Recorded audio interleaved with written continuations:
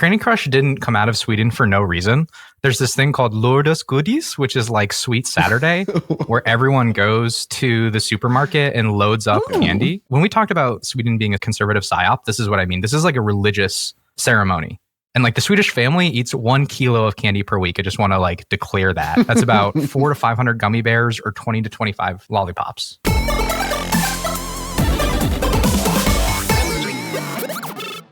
Welcome, everybody, to This Week in Games, episode 353, in case you were counting. Let me tell you what we're going to talk about today. So, Supercell CEO's open letter. Phil wants to take his shot now that he's back from Cyprus. Apparently, we're doing that. Netflix Games goes 2.0. Let's see what the new head of games have been cooking with his $10 million salary. We got a couple of 6’s, PlayStation 6 and Battlefield 6.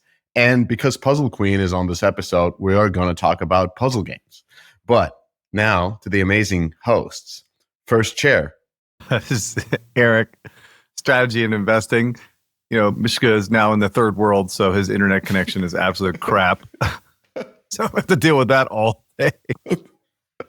That's true. Phil Black monetization. Sorry, am I second chair? I thought I got moved all the way down. Oh no, I'm all the way down. But can I change my title to like? Can I be like Puzzle Xbox Queen? Would that be like a thing? No. It's a joke. Okay, fine. No, Laura Taranto. Fine. It was a hard no. Got it. I'm focusing on puzzle. Still love puzzle, even though I work with part of Xbox now. All right. And yours truly, friend of the founders. So, Phil, what happened in Cyprus? How did they treat the Tsar? Well, the Lambo ride was great. The hookah even better. So GDCY happened. Really great event. No connection to the game developer conference, as I found out, but really great branding. Met a lot of wonderful founders out in Cyprus. We have a podcast that'll be coming out very soon, maybe next week after, where we talked to what I am softly calling the new Silicon Valley of Europe. So much happening. A lot of things on the PC console side. I was surprised by a lot of interesting theses about where games are going. So couldn't be more excited to release that. Also, they flew in a tuna to make ceviche, which was delicious. They sliced it in front of you, which was something else, man. And it was in a winery. Oh, that red wine. Yeah. Okay. Sounds good. You're getting used to the life on the Mediterranean. You went to a conference called GDCY that had no affiliation with GDC? No. Just a coincidence. Dude, we have lost Philip. It's only been a few weeks, dude. He's gone. Absolutely gone, dude. They like even had rosé for the Swedes. Oh my god! No. I picked up a couple of Russian words. It was great. As you do on a Greek island. Yeah. In the game of growth, everyone is looking for that power-up. Vibes is exactly that. It's built by industry people, so they actually get the challenges you're dealing with. As a result, they become the fastest-growing gamified rewards platform out there. And the results are kind of nuts. With their AI-powered targeting, you're not just buying installs, you're bringing in the right players. And now they've got this new ROAS optimization engine, so your campaigns basically level up automatically. Vibes is built different. It's designed for growth. And I guess you could say it's powered by good vibes. Check out their DOF exclusive case studies by following the link in the description. And go to vybs.co.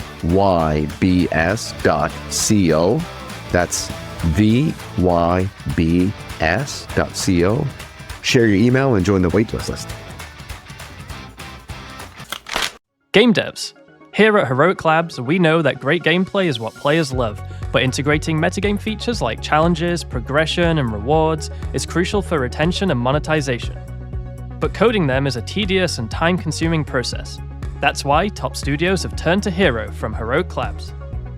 Hero provides a complete suite of battle-tested metagame features that are quick to implement, letting you spend more time on the core gameplay experience. Ready to ship fully featured, engaging games? Check out Hero today at heroiclabs.com. All right, let's talk about the Supercell CEO's letter. So, Phil, you had something to say about that. That was the news last week. Oh yeah, well, I had to listen to last week's segment. Painful. That was issue number 1. We did get a lot of flack for that. I have to admit, like flack that was deserved. But go ahead. You tell us. We needed you here for this, dude. That's the thing. I don't even want to talk about the politics stuff. I want to put all that aside. I want to talk about policy and like what this letter was. And I know Mishka has kind of like, I don't know, dunked on Supercell PR. I thought this was really poorly done. Don't get me wrong. I stand with Oka, but for God's sakes, why is he publishing this on LinkedIn? Right? Like what is the target of a letter like this? It is to be addressed to European regulators and to influence policy. And so he's built up this profile in Finland on Finnish newspapers, right? Like he publishes pretty regularly in the Finnish language. And so why is he posting this on LinkedIn? And not only that, why is he not posting this with other CEOs, which is something Mishka you talked about? Where is the rest of Europe on this? I mean, even Ilka couldn't call someone like the CEO of like Huge Games, the CEO of King, the Italian Mafia, like literally call anyone rather than be hung out to dry. Where the fuck is Tim Sweeney? Like, why is this not a part of his crusade? And right now he needs to cozy up to European regulators because he's worried about, the App Store regulation. He wants that to pass through. So like he's kind of bound into his own political situation, but no one has spoken up with him. Don't publish this by yourself. That felt like a really poor choice, I would argue, and I wasn't clear on what the target audience was. The content of the letter was shocking. Like, why are we getting into theme park coin analogies? Like in a PR press release, you don't want to get into an argumentative state. That's not the goal. What you want to say is we want to focus on jobs. We want to find reasonable solutions that encourage European growth, employment, and also political power. Games are political power. The EU needs that right now. And so then what you do is you go behind the scenes, you collaborate on these regulations, and you shank the shit out of them. And then they become toothless. And then what happens is both people get the win. The regulators get to say they did something, and then the game makers get to have a rule that doesn't hurt European growth.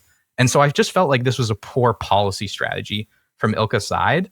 And I don't think this is how you want to affect policy, because putting game monetization on trial is the exact wrong thing to do. And you saw that in the LinkedIn post. Like, you don't want these regulations to be a referendum on game monetization. I think that's the wrong setup for this. There's been some messages that I've heard that a group of EU regulators have been visiting Supercell offices before this letter. And it's interesting that this letter was posted afterwards, after these visits over these months. Apparently it didn't go anywhere. So he decided to, use the public opinion, as you will. But I do have to say this, like regarding PR, in order to be a good comms person, you have to be ready and willing to clash with the CEO. What I mean about that is, like, CEOs, especially founders, are absolutely unhinged people. They always have a chip on their shoulder or some kind of a god complex, sometimes both. Like, look at Peter Thiel. He's out there doing off the record antichrist lectures. Like, clearly he doesn't have with a good One PR Piece. person. The anime. Yeah. Like, Peter, I know what you're trying to say. I know the message you're trying to get across, but this is not how it will come out. Anyways, if you have a great comms person, they help you to get that message across without you sounding like a madman or an asshole or both. And what we're seeing here with Supercell, it's like they don't seem to have much influence on the comms team. And that has deteriorated the brand that the CEO had, which was the least powerful CEO. And now it's like a least powerful CEO wouldn't be trying to influence the regulators of the European Union. Like, that's not what the least powerful CEOs do. It's just weird that there was no, as you said, there were no more people behind this letter to kind of comment from the industry rather than from one single individual who's very powerful from Finland. Let's not talk more about EU regulators. Let's talk about something fun like Assassin's Creed and Ubisoft. The first kind of like domino fell on Ubisoft with this nepotism bullshit with the CEO's son taking over Assassin's Creed. And it's actually really sad because this guy, Mark Cote, I don't know how to pronounce his last name, but he's been with the team for 20 fucking years, dude. 20 years he's been working on the Assassin's Creed franchise, I believe in Montreal, and he's left the company after 20 years. And this is the challenge with nepotism, right? This is exactly what I've been talking about, is when you put people in charge that have no business being there, no one's going to want to work for them.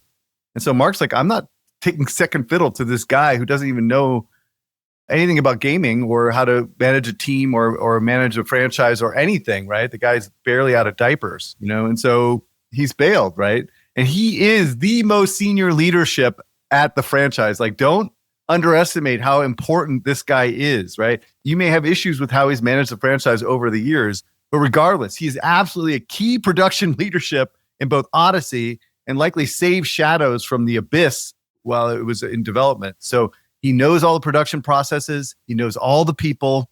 He knows where all the bodies are buried. He knows how to get shit done. And I don't think he'll be the last one to leave in this type of key position. People like that leaving, other people will follow. So this is it. We're seeing it real time, what the impact of putting someone in charge that has no business being in charge. The second thing that I wanted to point out, and this really pissed me off the last weekend, and I was kind of like holding back last week, but I really would like everyone to like look at Chris Petrovic and Matthew Canterman in the podcast at Game Changers. They basically spoke about the EA acquisition with really, really thoughtful analysis and actual expertise. This is not just because they agree with my take. Really, it's not. It's about the fact that rather than just repeating tropes about typical PE transactions and reinforcing this generical narrative of big equals bad, they were just calling balls and strikes on this particular transaction, which is what I think everyone should do. So I do recommend listening to that podcast or reading the blog. Actually, the article was as good as the podcast in some ways. But this is actual analysis and like real takes on the transaction, not just this bullshit that people were spewing out there on other outlets. And I'm not going to name names, but everyone knows who I'm talking about. But many of the details will actually emerge when they come out with their filings. Not all, but some. But I doubt any of these outlets that came out there with this 25 to 30% like fucking riff that they're expecting will ever change what they actually said, because all their half-baked takes, they're just going to basically let it lie, right? And listening to Chris Petrovic, who actually knows what he's talking about and says it in a much more pragmatic, like thoughtful way than I do, really helps kind of crystallize my thoughts on what's really going on with this Saudi acquisition of EA. So that's it for me for now. I at least want Eric Kress's take on Matthew Ball's take. I don't know if you've had a chance to check out Mr. McKenzie consultant. Oh, no. No, I have not. I don't want to straw man his argument, but I think along the lines it's a media play and aligns with Saudi's other ambitions when it comes to sports. And so we can think about the EA Sports app that they announced and have launched at the prior talk that you talked about, Mr. Toronto giving. He talked about UGC, and then they talked about the mobile sports app where you get more real-time information about FIFA sports potentially. So think about real media integrations. I don't think that's such a bad take necessarily, like longer term, maybe. Like they have more aspirations of being more of a media player, right, in the space and legitimizing Saudi Arabia as something besides a country that pumps oil. I don't know, maybe. I'll have to read it. Maybe we'll come back on it next week. Okay, so PlayStation 5 and PlayStation 5's Pro architect Mark Cerny and AMD unveiled Project Amethyst. Oh my God, what are they doing with these names? Outlining machine learning graphics, Radiance cores for next-gen lighting, and universal compression. Technologies not compatible with PlayStation 5 hardware. Cerny hinted they'll arrive in the future console in a few years, strongly pointing to PlayStation 6 targeting around 2028, marking a generational leap towards AI accelerated rendering and efficiency. Chris, this is you, all you. You say it's funny how you read this stuff because you have no idea what the fuck the words are actually meaning. It might as well be Greek. I have no idea what this is. Not that I do anyway. I put this article in just to basically articulate the fact that Cerny is just a big nerd that has been designing fucking PlayStations forever, right? The guy's like a super engineer, right? He's really well respected in the industry. My whole point on talking about this, as well as kind of the confirmation that Microsoft's continuing to work on the next gen console as well, is that dedicated consoles are going nowhere, right? Like as much as PC has gotten a lot of limelight over the last few years, this is not the last generation of console. Next generation is not the last generation of console, and the next generation after that, dude. We're going to keep going because it is the optimal way of playing games. They plug and play. This is what works. And this is why the PC industry got supplanted by the console industry way back in the day, is because of the plug and play compatibility. what you get with a console is it's optimized against controls, it's optimized against a particular hardware spec, and it's much easier to develop for because you're developing for one spec. You're not trying to figure out how to work on all specs with PCs. And PC just in general is still a pain in the ass with optimization, as we've seen with Borderlands. I think Battlefield's actually done quite well with that so far, but every PC release has issues. We will keep seeing consoles because it is the optimal place to play. Maybe it's not the growth industry it used to be, but it's still like the primary way people are going to consume content. So they're not going anywhere. Consoles forever. You seriously don't think the next generation of consoles is going to sell less than the prior one without Xbox? How can you say that? You think the entire Xbox hole is going to be filled by Switch 2 and PlayStation 6? Most likely, yeah. Wow. So do you think that gives PlayStation and Sony pricing power? It gives them market share power and some pricing power. This is my biggest concern with the fact that Xbox is blowing the hardware war, right? I mean, they have a monopoly now on what the FTC has argued is what high-end console devices. Well, I don't think the FTC has defined that as a market per se. Oh, they've absolutely tried to. The whole Xbox case was resolving around that definition and excluding Switch. They tried to, but that doesn't mean that they were successful. Well, hold on. Put aside their legal bullshit. I mean, I don't think that's an unfair definition. Like, you really think if PlayStation raises prices, people are going to Switch too? Nah. I'm not disagreeing with your argument. I'm just saying the FTC does not have the authority, nor they have the ability to actually define it in that way. Yeah, it's a scary place to be. That's what I've been arguing. It's like, I don't want Sony to own this market, right? But that's where we're at right now because Microsoft's just screwing the pooch. Talking about screwing the pooch. Let's talk about Netflix 2.0. The announcement in short was that Netflix is back, baby. Like, it's Netflix games is rolling, it's shipping, and the new thing that they're shipping are party games. So I watched the video with the co-CEO, Mr. Greg Peters, and he talked on Bloomberg interview that the challenge still remains that a large portion of people just don't know Netflix offers games. So it's a long-term strategy, guys, to keep telling them about games and shipping new ones and talking about it. So now in this talk, the phone was the problem because you have so many things on your phone and kind of games on Netflix is not that thing. So they're going to take the living room and they're going to introduce party games that you can play on your phone, on the TV device inside your house. This is so revolutionary. I've never heard of anything like this.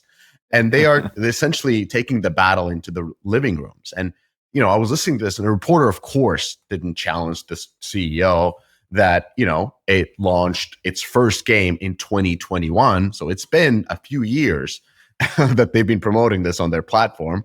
And they have been promoting it on the front screens. And you can kind of argue that discovery is hardly the problem. Maybe the product market fit is the real problem. You know, everybody knows that Netflix does live sports right now. They got that real quick. Like, everybody knows you get boxing on Netflix. They had to do one fight with not even a real boxer, and you got it. So the big question here remains, what is the product market fit with these party games? Because Apple has done this for a while. Like, you go to Apple Store and they promote this. You can even get a controller. It's on your Apple TV. Samsung Smart TV has been offering this as well. You can use your Samsung phone. You can install the apps. You can do this. So to me, this sounds that they're pivoting to something that sounds much easier than it is.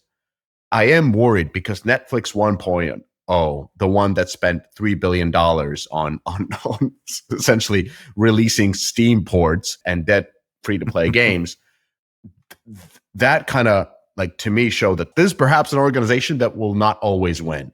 And so all the best to them in this battle, but I'm scarred by Netflix 1.0. So, Chris, what's your take? I'm far more supportive of this Netflix 2.0 approach. This actually makes sense. This feels like more of their wheelhouse to me, right?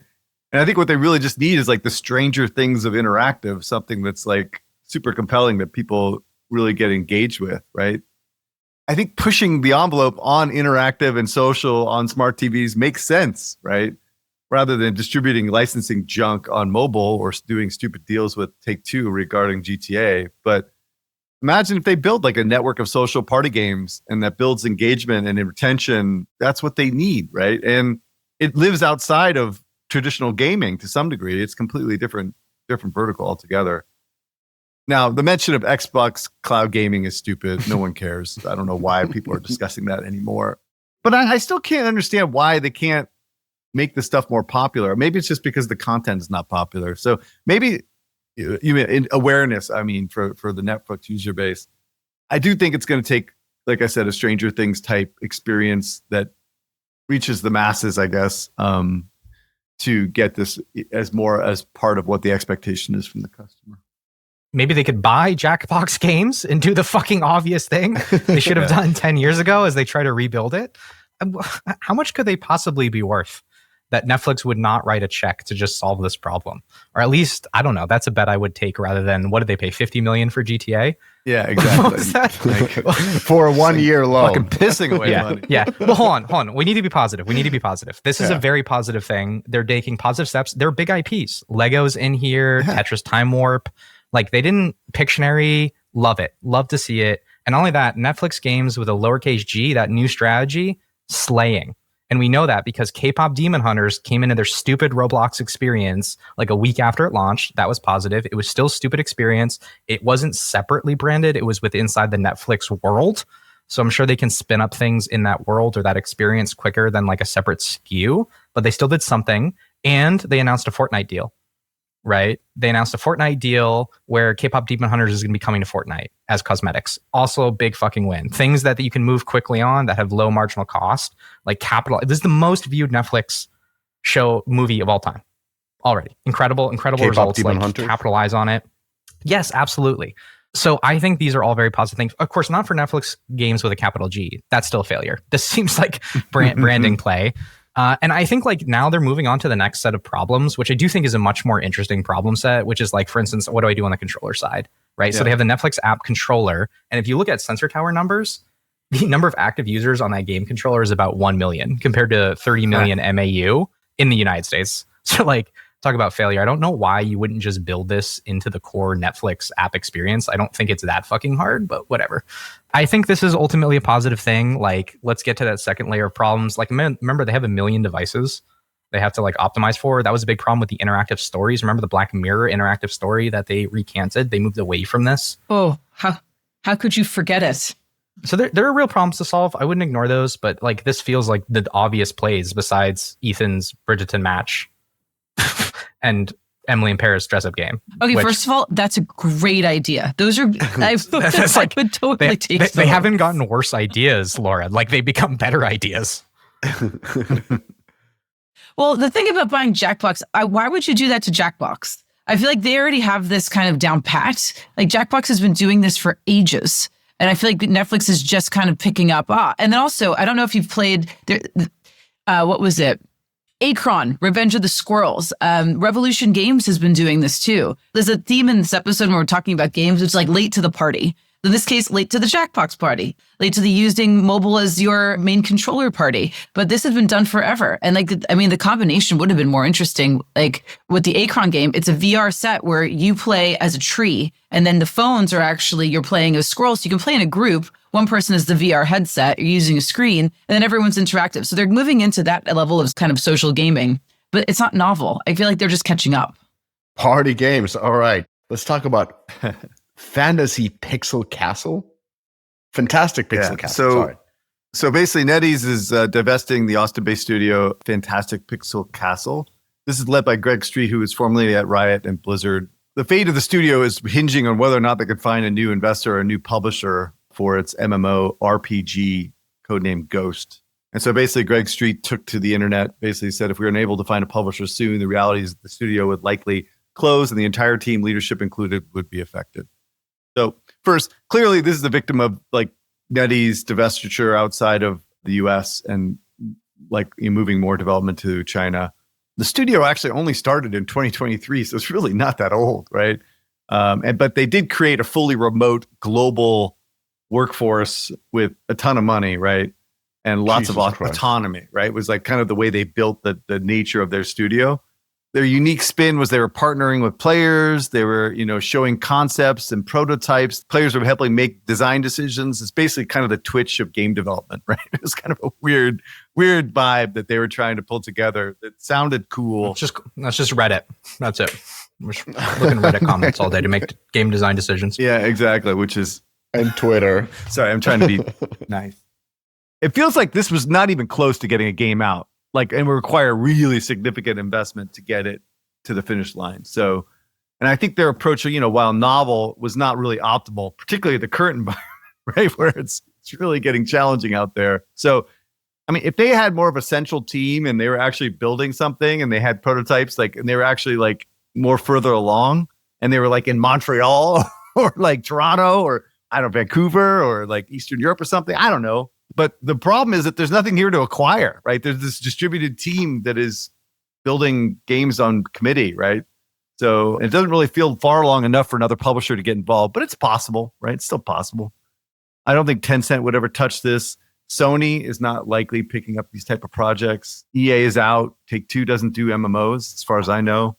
Maybe the Japanese, maybe the Koreans, NCSoft, Netmarble, Square, I don't know. But I just don't think there's a lot of value here.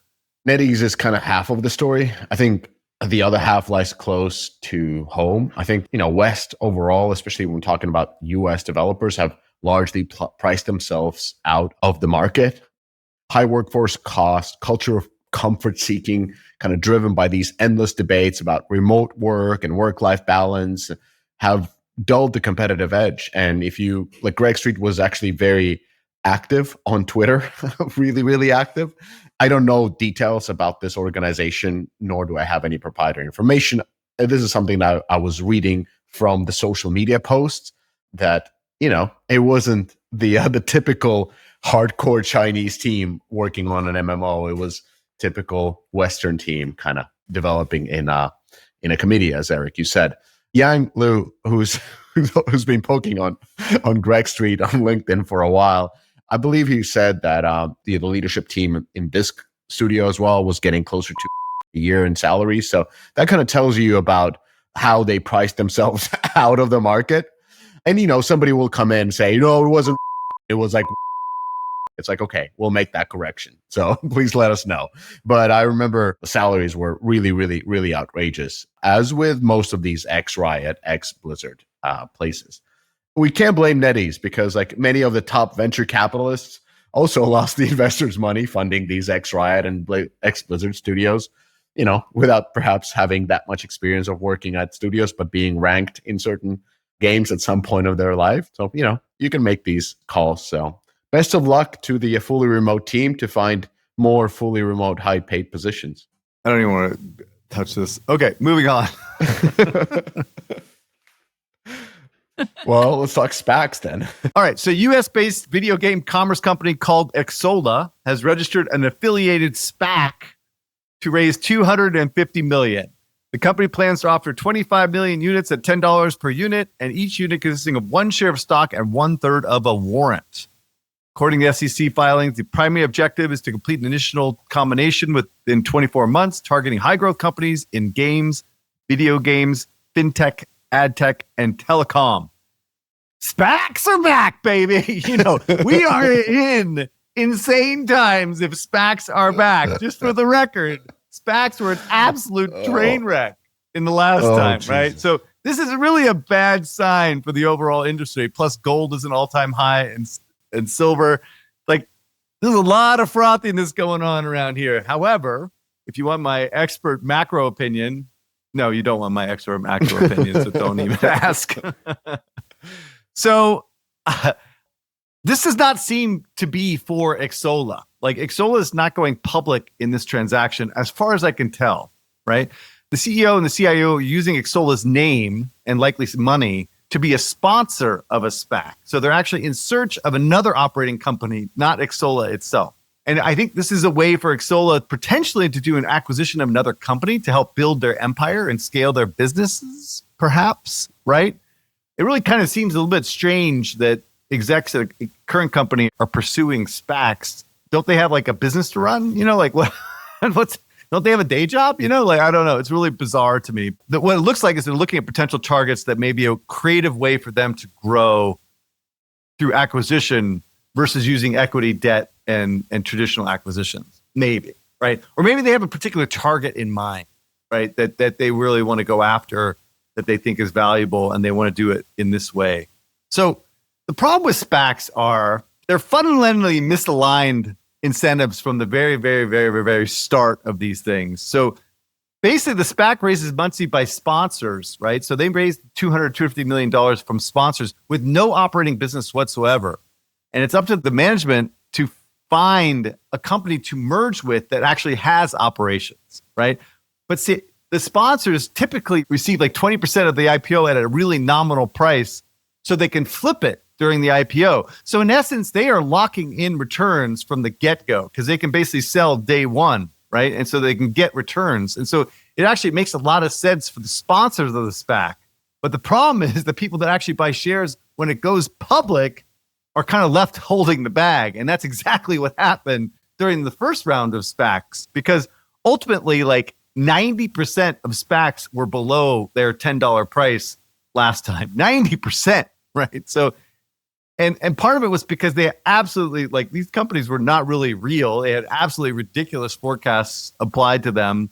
And ultimately, they just all failed for the most part, like 90%. However, DraftKings, Virgin Galactic, so they were really successful SPACs, right? DraftKings was a unique situation, though, to be honest. But most of them were down like 40% after 6 months and 60% after 1 year. And so what, in essence, the original sponsors made out, but the rest of the shareholders got screwed. And there's a lot of reasons for this, and this is where it gets really boring. And then you have to compare the IPO to the SPAC process. But fundamentally, there's just no support from shareholders. No one knows about this. The investors don't know, like these traditional investors that hold stocks don't know anything about it, and they're built on terrible fundamentals.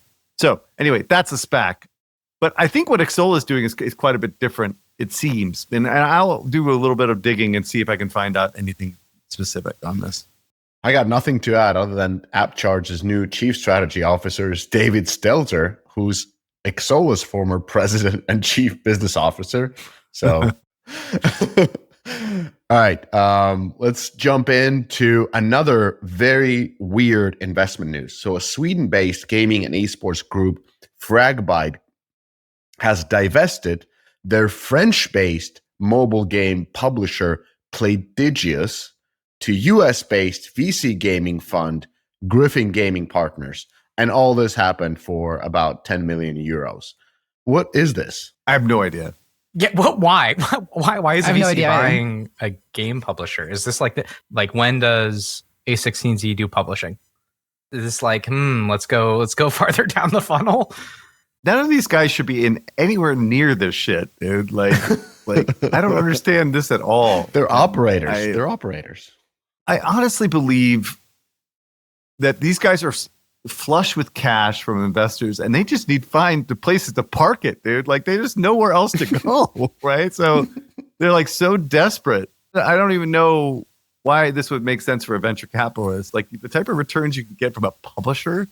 Do you know the games that Playdigs publishes? It's very specific. So they take indie Steam games like Northgard, and if you haven't played Northgard, you are literally stealing fun from your life. So download Northgard. Anyways, they get games like Northgard onto mobile devices, and these are paid games. These are not even like Apple games.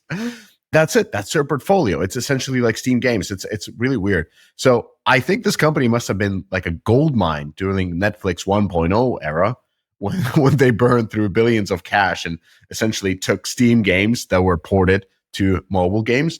But what now? Like, who needs a ported indie game on mobile device? Like, I don't know. Maybe it's a Griffin Gaming hedge. Yeah, maybe it's a hedge. Maybe it's a hedge when EU destroys free-to-play industry and we go back to like 2010, then it's fine. And I was thinking about like Griffin Gaming Partners. They have a lot of money. Their fund 2 that was raised during COVID time were $750 million. This is the biggest fund ever raised. It's an individual fund for gaming. Bigger than A16Z that was only 600. Like Griffin really collected money. And, you know, mobile game valuations are down. Web3 is in the outhouse. There are the ex-Riot and ex-Blizzard employees that prove that they shouldn't be running startups, and those got investments from Griffin as well, some of them. So you have to make some bold moves, and maybe this is a bold move. You get a publisher from Montpellier, France, that makes indie games, and you buy the suckers. Maybe this is like a 3D chess, and they will sell it to Saudis for like $600 million. And that would be great. But yeah, it's a tough point, especially for the likes of Griffin that have so much gunpowder. You know, A16Z Games became a Y Combinator that funds drones and all kinds of fun technologies. So maybe Griffin needs to go to iGaming and betting. I don't know what to do. Like it's a tough pickle for them. Speaking of tasty treats, my segue was going to be, I may not need indie games on my phone, but you know what I need? Bubblegum Trolls Grumpy Cakes. I can't think of a better way to say that. Like, we joke about sweater weather in fall, and like that's also the time where cuffing season starts. So I was like, this book came out at the perfect time. And what book are you asking we're talking about? So Candy Crush, and full disclosure, I used to work at King. They came out with a cookbook, and all of the kind of in-game characters and these fun, like kind of the boosters and obstacles you see have been turned into recipes. So if, you know, you have like a Netflix and chill night, you can have a cook and crush night instead, and then bake all these wonderful things. I thought it was funny. I went down very quickly, went down a little bit of a rabbit hole. This is not new. There must be like kind of a little, an author group that specializes in this, because there's a ton of gaming franchises that literally they hit a success and then they move to cookbooks next. But it made me giggle. And if you're looking for something to do this winter, there you go. We got cupcakes and licorice and all the things you could possibly want. there's actually something important here. Like, Candy Crush didn't come out of Sweden for no reason. There's actually like cultural context. There's this thing called Lördagsgodis, which is like Sweet Saturday, where everyone goes to the supermarket and loads up candy as a kid. Like, you're supposedly not supposed to have candy during the week. When we talked about Sweden being a conservative psyop, this is what I mean. This is like a religious ceremony to do this. Mm-hmm. And that's like immortalized like sweets and candies inside of the country. And like the Swedish family eats 1 kilo of candy per week. I just want to like declare that. That's about 400 to 500 gummy bears or 20 to 25 lollipops. So I'm not quite sure it has achieved the public health benefit. This is a real thing. Like, all the movie theaters, they have those containers where you weigh. The supermarkets have this. Like, it's not an accident. It seems like it's very fitting for this brand. Then I can't figure out how it would, the same would apply for like the Battlefield cookbook, because I don't know how that would apply. I don't think they have Sweet Saturdays for that.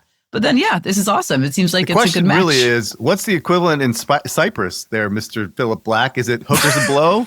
Hash, probably. Hookers and blow, dude. There you go. None of the sugar crap. All right, moving on. Battlefield launch. Woo! Candy Crush. Okay. All right, Battlefield. Crushing it. Absolutely destroying it right now. I think the overall number seems right, but his PC Steam share just seems ridiculous to me. But what do I 50%, know, right? About 56-60% Steam compared to consoles. No, 65%, 66% Steam is what he said, which is ridiculous, right? That is not accurate. That can't be accurate. That's never been accurate. Like, maybe 30%, 40% max, week one, right? And it'll peter out over time. But anyway, it doesn't matter. The fact is, like, it is doing very well on Steam, right? They had 1.8 million pre-sold on Steam. And this is not part of any subscription. This is not like some free-to-play version. This is actual like product that's being sold for $60. Like, this is like real numbers, I think the PC audience is likely ultimately 25, 30%, maybe tops out at 35%. The PlayStation is going to be the biggest platform on this. So I think this is probably closer to 7 to 9 million units week one, and then likely get up to 12 million by the end of their fiscal. This is on a really good shape to not beat Call of Duty necessarily, but get fucking close. But again, what really matters is retention and, maintaining the audience. And that's going to be the real test when Call of Duty comes out. But so far, they've actually executed flawlessly on this particular deal. They spent a shit ton of money doing so. And the game is great. I don't know if you're playing it, but the game is really high quality. There seems to be no issues with all this traffic. There's the EA problem, the EA app. You couldn't get in if you purchased it through Origin. They fixed it very quickly, and they issued, I believe, Battlefield tokens or Battle Pass tokens. Oh, okay. The first one. Okay. Smooth launches, Yeah, no no easy doubt. feat. especially in Frostbite. Yeah. I mean, but they had like years to like optimize around Battlefield 2042. So Yeah, sure. No, that meant very little from Battlefield 5 to Battlefield 2042. That was always the internal thing. We've never had this much time to plan. all right. What are your thoughts here, Phil? My first question would be to you. So when you read these numbers, do you think this makes it more or less likely that it beats Call of Duty based on the results you've seen? Does it give you more or less confidence? Fundamental problem is that it's so hard to tease out a real comparison, right? Because the audience is going to be bigger for Call of Duty, right? But the dollars spent might be higher on Battlefield, right? Because of the bullshit subscriptions and all the free-to-play stuff that's going on, like all the free-to-play modes. It's almost apples to oranges at this point, given like all the complexity around it. I think that's fair. Like, I actually don't think there's a big trade-off in like a given player choosing between the franchises. We talked about this on the podcast. We did a deep dive on the Battlefield, but like Battlefield's strongholds is really Europe, Germany, France. Call of Duty is more American. And I did think they tried to do more things to get the game into an appeal state for Americans. Like setting it, I think, in New York was a good call, like using some of that imagery we talked about. Problem I have looking at these numbers is the retention problem you talked about. Like when we look at DAU, like that curve is bending. We're looking at Video Game Insights right now, which, by the way, also doubles down on that platform share, Eric. Same platform share they're reporting. Steam around 60%. And so we're already seeing the curve bend for daily active users. I expect there'll be a bump this weekend when there's like some people have more free time. I think they'll sell some more copies. The other thing that I think is important to talk about is when does Season 1 launch? And so right now, Season 1 for Battlefield 6, it launches October 28th, which is 18 days from launch. That's a pretty good period to drop the second piece of content. And this is always a question internally for AAA is like, do you actually hold back content that you would have shipped in the base game for the first drop? It's like a very great economics problem to have. And I think it's totally the right decision to hold back content. And the content cadence here is larger than it's been in prior games. So they have a season wrapper, which is your traditional 3-month season wrapper, but they're doing content drops every month with inside of that 3-month season wrapper. So they have Rogue Ops, which is what I mentioned, dropping October 28th. And that includes a new mode called Strike Point. Let's see what that is, if that's an extraction type mode.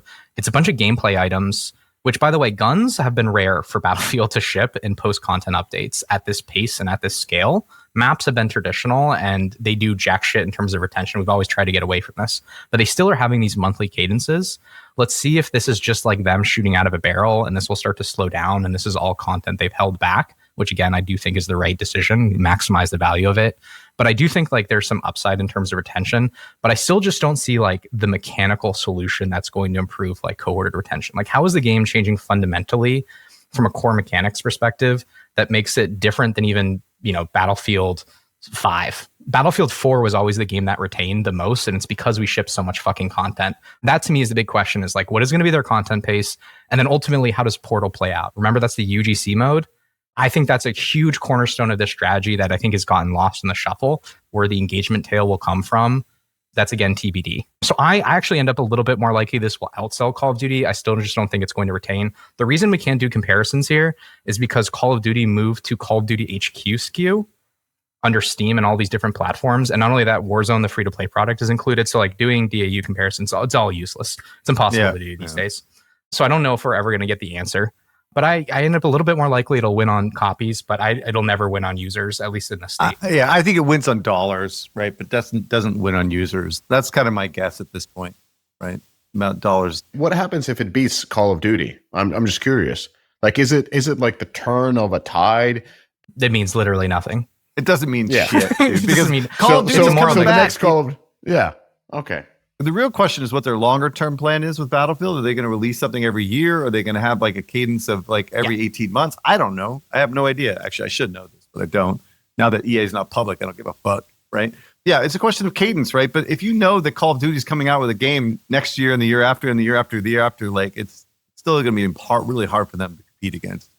But what I think will ultimately happen is that Battlefield will win its share of users and keep them for a long period of time, more so than they had before with Battlefield 20, with the last Battlefields, right?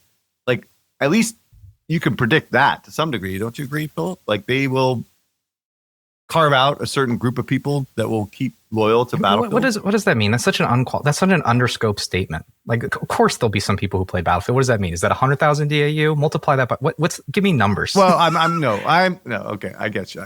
No, I'm assuming that we'll be at a lot bigger scale than we have been in the past. Like if we have like 4 or 5 million people that are playing on the regular, like that would be much bigger. Here's the problem, and Call of Duty has this problem to some extent too. People are still playing old versions of this game, and theater of war is what drives a huge segmentation of the player base. I only want to play World War II. I only want to play modern shooter, and like the Battlefield formula is the same shit. It's the same shit every single game, just in a new theater. Like there's a formula to this, and the whole thesis is like, why are we rebuilding the same shit over and over again? Right? That was the whole move to Call of Duty engine and platform. We're just reskinning shit. And so the question is like, can you ship a single SKU that has stability? And I think Battlefield Portal is the cornerstone of that strategy that makes this a live service, right? Because it finally combines all the theater board. That is the big bet I would look at, is like, how is that feature developing? Is that retaining? Because there's still people playing Battlefield 5, Battlefield 1, and Battlefield 4. Like doing franchise weekly active users was fascinating when I was doing reporting for the franchise. This is the old problem with this metric, though. Like MAU, DAU, that's irrelevant, right? Like, what are they spending money on? Like, I mean, I don't care if like people are retaining if they're not spending. Yes. Right? Yeah, it's totally fair. We know, but they have blueprints. Like they have blueprints, Eric. They can sell the Call of Duty gameplay, horizontal gameplay. They have attachment points now. That's a better system than the fixed attachment slots. I think that's what we should be analyzing, frankly, though, like going forward, is like what monetization hooks do they have that are better and differentiated than Call of Duty that'll keep players not only engaged, but also. Stay ahead of the competition with Sensor Tower, the trusted source for mobile marketing intelligence. Whether you're tracking trends, benchmarking performance, or scouting the next big hit, Sensor Tower delivers the data that drives strategy. Dominate the charts with Sensor Tower. In today's hyper-competitive digital landscape, understanding your app's journey from discovery to download isn't just insightful, it's the difference between scaling and stagnating. Enter AppsFlyer, the undisputed leader in mobile attribution and marketing analytics. They've mastered the science of making every ad dollar work harder by revealing exactly where your players come from and how they interact with your app. Their platform transforms mountains of complex data into clear, actionable intelligence that separates winning campaigns from budget-draining experiments. And I know that many of the top game companies leverage AppsFlyer and are a key partner in their success. AppsFlyer, where your app's potential meets performance. Web stores. You've seen what good looks like, but have you seen great? AppCharge is the direct-to-consumer platform backed by the likes of Supercell and built by monetization pros from Moonactive, Playtika, Huge Games, and others. People who know the difference. AppCharge powers over $500 million in transactions a year for top studios, optimizing every detail. Deeply personalized web store offers custom-made design, industry-leading monetization features, in-game payments, SDK, and more. 70% of the top grossing games already have a web store, but the ones scaling fastest, they're doing it with AppCharge. Learn more at appcharge.com. Hey, are you building a game, launching an app, or considering an acquisition? Well, in that case, Deconstructor Fund Consulting is here to help you out. We do everything from market research to go-to-market strategies to live ops optimization and due diligence. We're trusted by some of the most beloved game development companies, makers of tools and tech, as well as some of the most renowned investors. Now, if you are building, launching, or buying, don't do it alone. Do it with us. Connect by emailing to consulting@deconstructorofun.com. All right, let's switch clips from Call of Duty to something totally different. Woo! We got Magic Match. Okay, so sorry, I'm going to steal your thunder a little bit, Phil, but feel free to jump in. So we have a new game by Jam City, Disney's Magic Match. You know, I came in kind of like ready to kind of be like, but there's a couple things it does really well, but then there's also a lot of things it's missing. So as you can see, standard match 3D game. This game is fully launched. It's available in all countries. There's early data in Sensor Tower. it's not a super strong launch. I benchmarked it against kind of the other Match 3D titles when they went out. And I think that's mostly because, like, again, circling back to themes here, it's a little bit late to the party. This casual subgenre is kind of already popped. And so if you want to come in as a strong player, you got to come in with a strong thesis. As I feel like I'm quoting Phil. Maybe I'm channeling too much Phil. Match Factory, as a reminder, was the strongest game in this category. And as just a refresher, it launched in 2023, end of 2023, soft launched in October of 2023. So again, this genre's been around now it's October 2025, 2 years. So you can see here, I was just looking at the revenue per download compared to launch date. Match Factory kind of comes in pretty hard.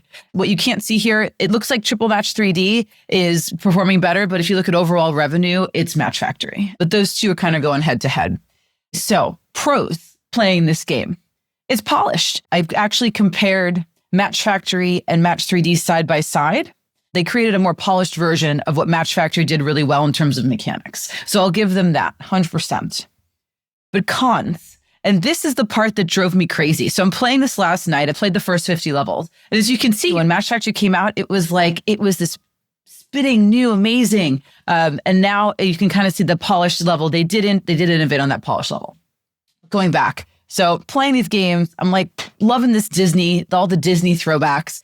But then I open a level and play the Moana level, and I start to play, and I'm expecting to hear like, and the sun and the sea and the sea. Oh my! Whoa! We're not doing that. We're not doing that. Yeah, we are.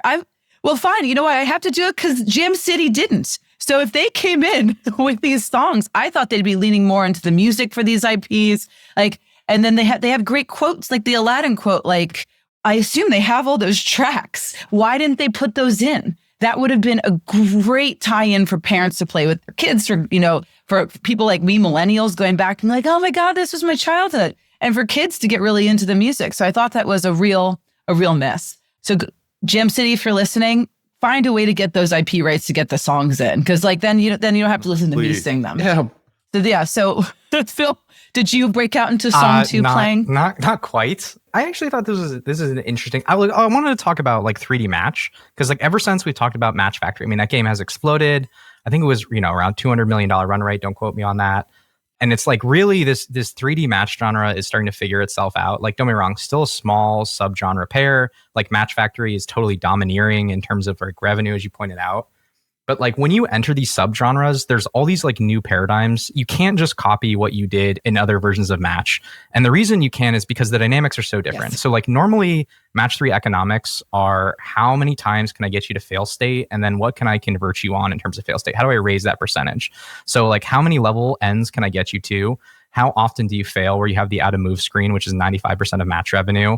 And then ultimately, how can I increase your conversion rate for those extra moves? So like that's where win streaks, super light ball, that shit comes into play. And so when you're operating in this paradigm, remember fail states are so different because a lot of the times you have timers, which is how the fail condition happens, is that time runs out. So that's one fail condition, which is completely different than being out of moves. Because remember, you can go through out of moves very quickly. And so this potentially reduces the amount of end fail states you have. And you also have this board where when you collect objects, when 3 of them are the same object, it clears parts of the board. And so when you overflow the board, that's a second fail state where you can buy things. So the entire economy model completely changes for that, which I think is really interesting. And there's these design constraints. Because remember, in Match, you have new objects dropping. You have new colored tiles. And so a lot of the innovation that like Royal Match did on adaptive drop was doing things like reading your board state, understanding your probability of success, and then tweaking the color weight. So like, okay, if we tweak making red more likely to drop when there's a board clear, then, oh my God, like their win state or win probability will go up. So then we can kind of push them to near loss and near win. And that will increase conversion, right? Obviously, if you buy 5 extra moves and that will put you over the top, great, you win. And so in Match, in this 3D Match, remember, there are no new objects that are entering the field of play. You're only removing objects. So you like lose this whole adaptive drop shit, which I think is like really important optimization lever. And so I think the genre has like been trying to find itself. And I think they're getting more interesting answers. Like one of the things you covered was UX. And what we see on the board here is that they have a really dark background. And that was something Match Factory did, which is to increase the prominence and the contrast of the images, because you need to see depth here for the first time, because it's 3D, shadows matter, colors matter. Like all those things are the things that the genre has started to figure out. And so like, let's see if this is, remember Disney Solitaire? Like I didn't think that IP was going to work. I didn't think that game was going to work. That thing is fucking slaying right now. My only confusion is like, why does this get shipped to Jam City versus just giving this to the Match Factory team in Istanbul? Like that I don't understand. Why not go run the playbook they did for, like they just reskinned Domino Dreams. Why won't you do the shit for this? And like I know Jam City did like Emoji Blitz, the Disney game, which has actually done like 200 million in revenue, or the Tsum Tsum people maybe. The Taiwanese one that's made a shit ton of money. Like, I don't understand why you give it to Jam City. Like, I know Jam City's got Cookie Jam, but that's like dead. That was like dead a long time ago. I feel like Jam City does a lot of IP work, though. Like, if I look at their portfolio, and just full disclosure, I haven't looked at it in a little bit, but the last time I did, they're not like pushing the boundaries in new genres. I feel like this is a safe space for them. They look at what's popular. They can maybe slap an IP on it, and then they kind of port out a game that a mechanic that already works. This is why I think the innovation's low in this game. So usually when I play these for the podcast, I try to map, like figure out how many levels can I complete without failing. And what Phil says is entirely correct. The revenue is based in match games on endgame purchase. That's like kind of like the known fact. For this, the first time I failed, which would trigger an endgame purchase, was actually I didn't.